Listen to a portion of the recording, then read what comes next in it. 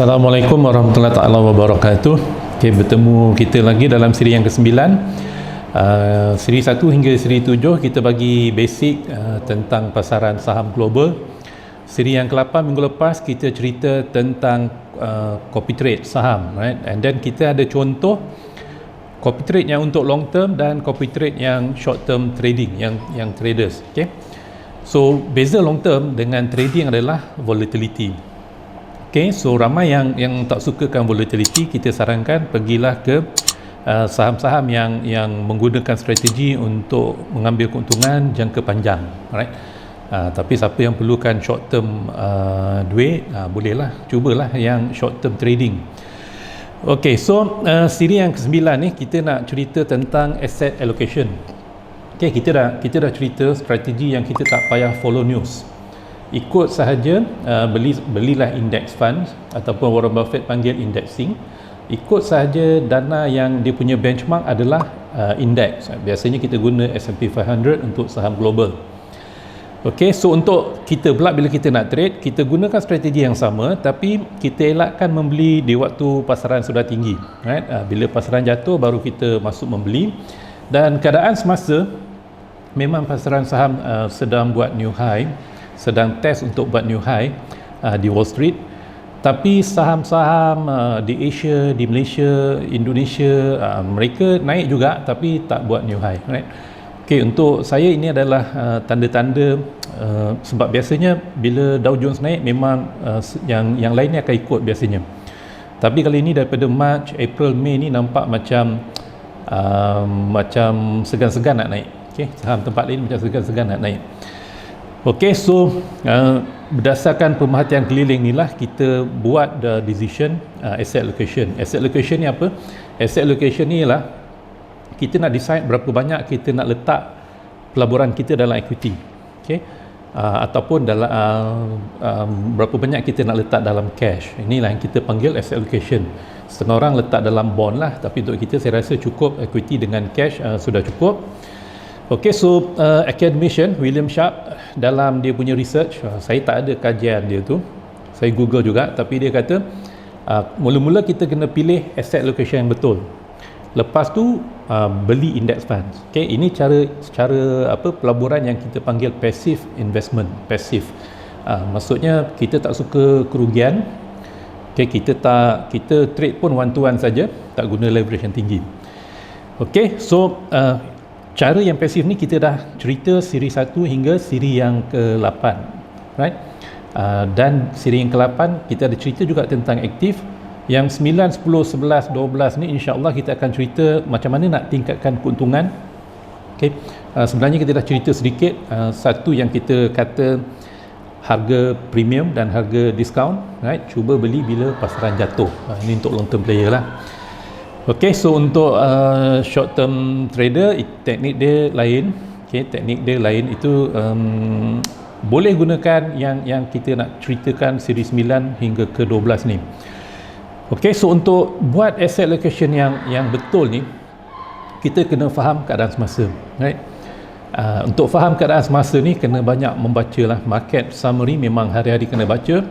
Bukan market summary tu kalau tengok CNBC ataupun investing.com, market summary daripada pasaran saham, kemudian komoditi, kemudian ada forex, then apa satu lagi, kripto, jarang sangat orang tengok kan. So semua ni kita kena tengok.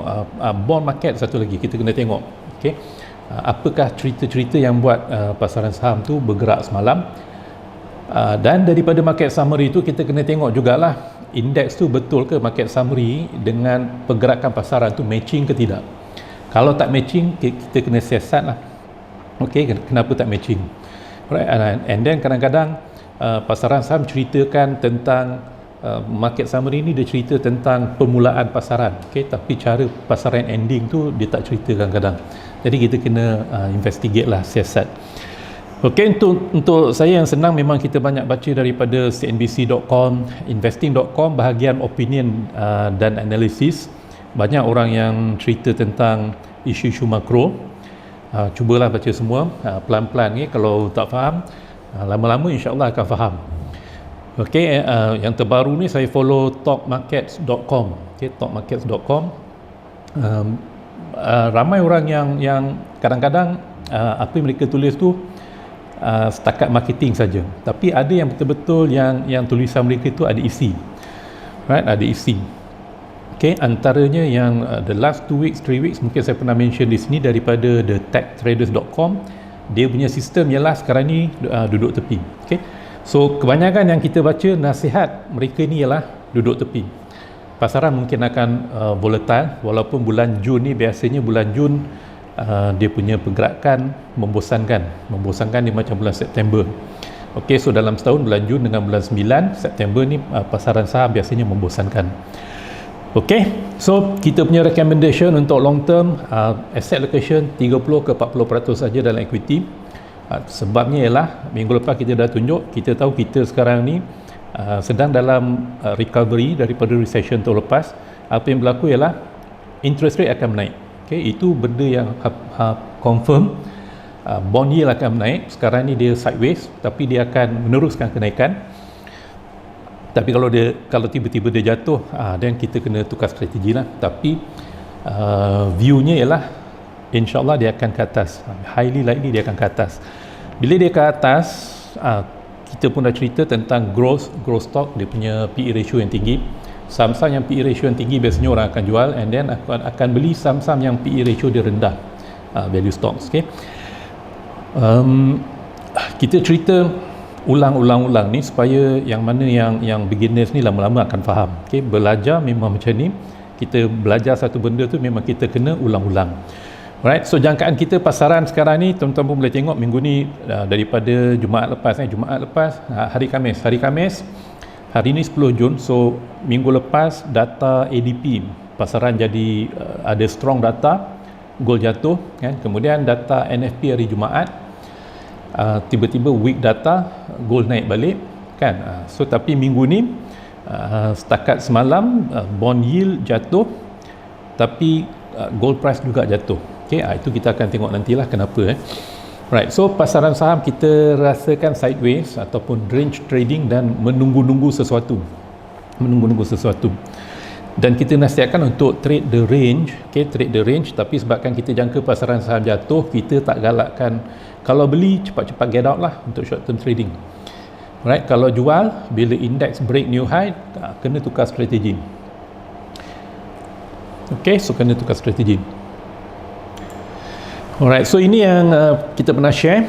Warren Buffett kata indexing. Okay, ahli akademik and orang yang ini sebenarnya the best investors in the world lah. Sebab apa? Dia buat lebih kurang 20%, lepas tu dia compounding. Compounding itulah secret dia. Saham yang dia beli biasa-biasa je, cuma dia boleh bersabar. Okay, macam kita short term trading ni, kita tengok ada untung sikit, kita dah take profit. Okay, so ini yang kita tahu kalau kita buat indexing ni kita beli fund yang benchmark di index, ataupun kita pun boleh juga buat beli saham komponen S&P 500, cukup top 5 atau top 10, kita cubakan matching weighting dia tu, insyaAllah return kita tanpa leverage 8 hingga 12% long run. Okay, so apa yang MFM Securities tawarkan ialah kita boleh leverage, kalau nak agresif boleh buat 4 kali, 5 kali ataupun mungkin 10 times. Okay, so tapi bila kita guna leverage yang tinggi, risiko kita pun akan tinggi. Right, so ini terpulang pada masing-masing. Kalau agak-agak nak cuba dapat 20 ke 50% tu, cubalah leverage antara 4 ke 5 kali. Okay, so masa bila nak leverage? Bila market jatuh. Okay, bila market jatuh. Trading cerita lain. Right, okay, so ini yang investors akan buat. Right, yang kita nak tap ialah investors long term dan trading. Dan kita ulang lagi sekali, nisbah dia adalah mereka mungkin tak ramai, tapi dia orang punya modal dalam strategi yang tak boleh MC ni 100 trilion berbanding yang short term trading macam hedge fund 3 trilion. Okay, so kita cuba nak tap orang yang ada kadang-kadang orang panggil sophisticated investors, orang yang ada duit yang banyak lah, high net worth. Okay, 500,000 ataupun 1 juta ke atas. Okay, so kita lupa nak cakap. Okay, lepas asset allocation, 30-40%. After that stock selection. Okay, kita kena buat stock selection. Okay, sebelum kita buat stock selection, sebenarnya bila kita pilih stok yang dalam S&P 500 itu pun sudah cukup dah. Okay, tapi kalau nak growth yang lebih lagi, boleh ambil yang di luar S&P 500. Contoh yang kita selalu bagi, Ford dalam 20 Mei ke, dia perkenalkan electric car dia, right? So lepas dia perkenalkan electric car, harga bergerak daripada 12 pergi ke 16. Dia punya jualan tahun depan dia belum jual lagi, tapi orang dah book mungkin 40,000 50,000 orang dah book. Okay, so strategi Ford ialah dia jual kereta-kereta dia yang famous, dia electrifykan kereta-kereta dia yang famous. Okay, so saham-saham macam ni sebenarnya tak payah trade pun tak apa, beli dan tunggu sampailah trend tu habis. Mungkin trend ni 2-3 tahun. Okay, beli sekarang, tunggu 2-3 tahun baru jual. Ataupun bila tiba-tiba ada kompetitor kepada Ford. Tapi kereta-kereta Ford yang macam trader-trader hebat suka beli Ford Mustang ke apa semua tu, itu memang tak ada saingan kan. Itu tak ada saingan. Okay, so kita pernah introduce efficient frontier ni. Inilah asset allocation kita nak save 100% cash ataupun bonds, ataupun kita nak 100% equities. Macam saya lebih suka 100% equities, tapi bila kita rasa pasaran nak naik, sekarang ni kita 30 ke bawah, mungkin sebenarnya 10% ke bawah, right? Sebab tu untuk kita punya copy trade, walaupun kita bullish Ford, tapi dalam tu tak ada, sebab big picture kita tak clear. Okay, alright. So untuk stock selection ni, inilah yang kita selalu kata, hadkan 10% saja. Apa-apa peluang pelaburan yang kita dengar, cuba hadkan 10% saja. Jangan guna duit pinjam, right? Kerja dapat duit baru invest. Okay, tapi hadkan 10% saja. Tapi kalau memang itu saja duit kita yang ada, then tak apalah, memang modal kita kecil, right? Tapi kalau modal kita sampai 1 juta ke 10 juta, lepas tu lebur, itu memang terasa lah. Okay, alright. Ini isu yang terbaru, contoh yang terbaru, Serba Dynamic. Ini saham yang listed di Bursa Malaysia. Kita nak bagi contoh saja, sebab saham boleh jatuh macam ni, tiba-tiba boleh ada issues. Okay, dia naik banyak daripada listing ni, sebenarnya dah ada bonus issue kalau tak salah, daripada 2017 sampai RM2.40. Tapi awal bulan 5 sudah mula ada cerita, dia punya sebelum kita tunjuk ke Enron ni, Serba Dynamic ni, dia punya auditor tak nak sign. Ada benda-benda yang auditor dia minta, dan auditor tak sependapat dengan company ni. Kalau ikut cerita ni, KPMG the auditor, transaction total 3.5 bilion, 3.5 bilion. So ada dispute. Bila ada dispute, company diorang decide nak remove auditor ni, nak lantik auditor baru. Itu cerita awal bulan 5, dan kemudian yang terbaru, share price dia pun mula jatuh. Okay, share price mula jatuh. Dan pengalaman kita dalam industri ni, bila ada isu dengan auditor, selalunya auditor yang selalunya betul. Okay, selalunya, right? So wallahualam, harap-harap company yang betul dalam hal ini. Tapi ini bukan satu isu barulah. Okay, ini sebenarnya isu yang biasa terjadi dan berulang-ulang. Okay, Serba Dynamic ni di Malaysia, dia dalam sektor oil and gas. Kena faham juga, sektor oil and gas ni biasanya, pengalaman saya dulu masa saya bekerja, kebanyakan company oil and gas ni, dia ada satu aset yang orang lain tidak ada. Biasanya satu aset. Okay, tapi bila dia buat investment ke pelbagai, contoh 2004 ke 2006, 2008 dulu ada KNM. So bila dia melabur ke banyak tempat, KNM saya tak ingat sama ada dia ada isu audit lah. Okay, tapi investment tu lama-lama dia tak boleh handle juga, right? And then share price dia nampak daripada RM8 sampai ke 16 sen. So inilah yang kita nak elakkan. Sebab tu kita kata 10%, limit 10%. Kalau jatuh, masih ada 90% aset kita yang bekerja untuk kita. Okey, itu di Malaysia. Di luar negeri, saham global, contoh yang ramai orang-orang lama akan ingat adalah Enron. Enron ni dia company energy di California. Alright, sebelum dia bankrupt 2001, staff dia nampak tu 29,000 staff. Okey, so apa yang dia buat? Kalau tak salah dia tahun 85, bankrupt tahun 2001. Ada accounting scandal juga. Mungkin ada yang pernah dengar nama Arthur Andersen. Ini dulu company accounting yang besar. Okey, company accounting yang besar. Okey, dia auditor ni dengan company memang mereka tipu account. Okey, so itulah macam serba dynamic dari segi account, fund manager yang besar-besar di Malaysia, mereka ada analis, mereka dah analyse account, tapi bila orang tu tipu, susah nak perasan. Okay, susah nak perasan. Biasanya bila auditor alert, barulah kita sedar sebenarnya figure tu semua tipu. Okay, so maksudnya apabila dia bagi dividen, duit tu sebenarnya kadang-kadang tak ada. Bila tak ada, satu hari memang tak boleh bayar lah. Okay, satu hari memang tak boleh bayar.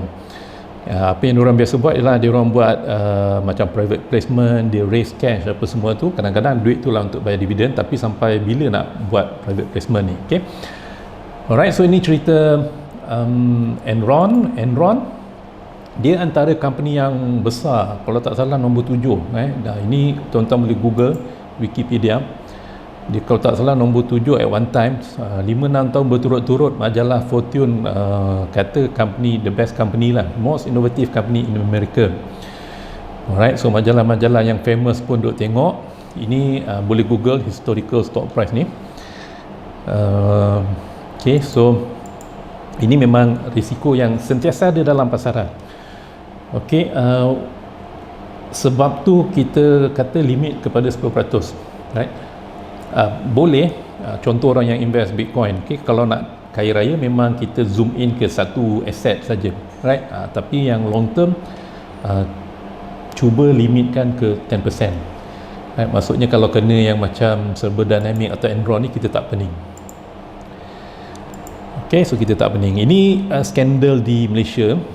Okay, skandal di Malaysia daripada tahun 1990. Sebelum saya masuk kerja dulu pun ada Union Paper. Kan, masa kita kerja dulu pun ada macam-macam lah. Idris Hydraulic lah, Ekran. Kan. Okay, so alright. Balik kepada kita akan cerita tentang stock selection, cara-cara yang fundamental. Ada data yang membuktikan cara tu berkesan. Okay? Biasanya ada dua cara yang kita akan cerita, 52 week high dengan relative strength. Okay? Right? Tapi hari ini kita nak highlight lagi tentang tanda-tanda yang menunjukkan pasaran saham Wall Street ni mungkin diambang peralihan trend. Okay? Peralihan trend. Okey, siapa yang pernah baca tentang Dow Theory?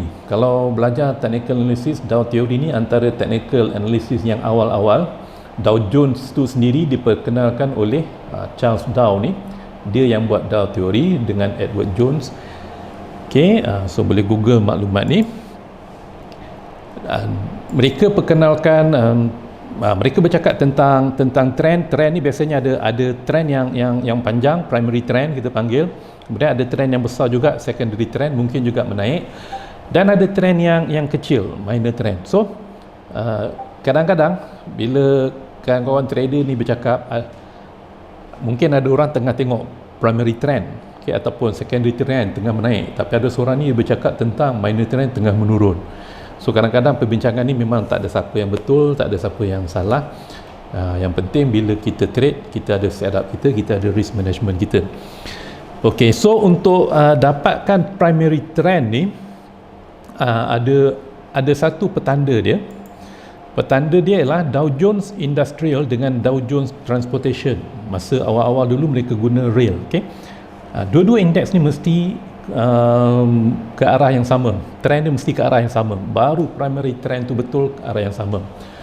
Sebab Dow Jones Industrial ni bila kita nak menjual sesuatu benda, kena hantarlah dengan transport. Dulu guna rail, dekat US guna rail, so biasanya rail pun akan naik.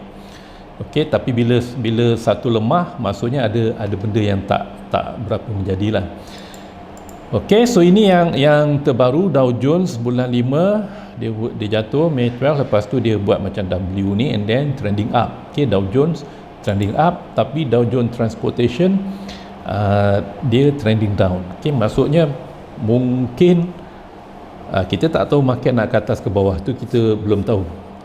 Kebanyakan view ialah market akan ke bawah, buat correction sebelum long term view memang senang, insyaAllah memang Kalau long term, indeks ni memang akan pergi jauh. Right, isunya ialah tahun ni, sebulan dua ke depan ni. Okay, kita ada isu sebulan dua ke depan ni. Okay, so untuk malam ini event yang menarik. Okay, bila tuan-tuan dah tengok video ni, benda ni dah lepas, tapi akan berlaku malam ini. Minggu ni Isnin, Selasa, Rabu, Khamis, pasaran agak bosan. Okay, agak bosan. Tapi malam ni ada dua berita yang besar, ECB dengan CPI, lebih kurang timing lebih kurang 8.30. Kenapa penting ialah sebab inilah yang kita cerita tadi semalam, bond yield trending ke bawah. Okay. Semalam ada US government, bila dia berbelanja dia kena issue bond, ada supply, and diorang ikut report ada strong demand. Bila ada strong demand, itulah yang yield tu ke bawah. Bila ada strong demand, so ada strong demand kepada US auction semalam. And then kemudian kita perhatikan gold ke bawah, right? Gold semalam lebih kurang ke bawah, dia pergi 1900, dia jatuh balik, and then walaupun ada weak dollar at one time. Oh, saya tak ada okey, tersalah masukkan. Tapi semalam dolar dia jatuh, macam kalau USD JPY pergi 109, and then sebelah malam dia mula start naik balik ke atas. Okey, dia mula naik balik ke atas. Macam bond yield semalam dia jatuh bawah ni, and then dia rebound, tapi sekarang ni dia jatuh ke bawah. Okey, so pasaran sebenarnya sedang menunggu news ni, right, untuk news CPI dengan news ECB. CPI memang kita jangkakan data akan strong. Bila data strong, bond yield akan naik, interest rate akan naik, Nasdaq mungkin akan jatuh, dan gold mungkin akan jatuh, right?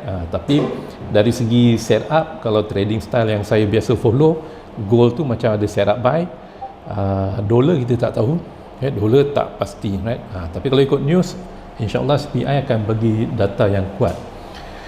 Alright, so maksudnya apa? Dia kalau tiba-tiba data lemah, kalau data kuat memang akan ada, pasaran akan sangat-sangat volatile.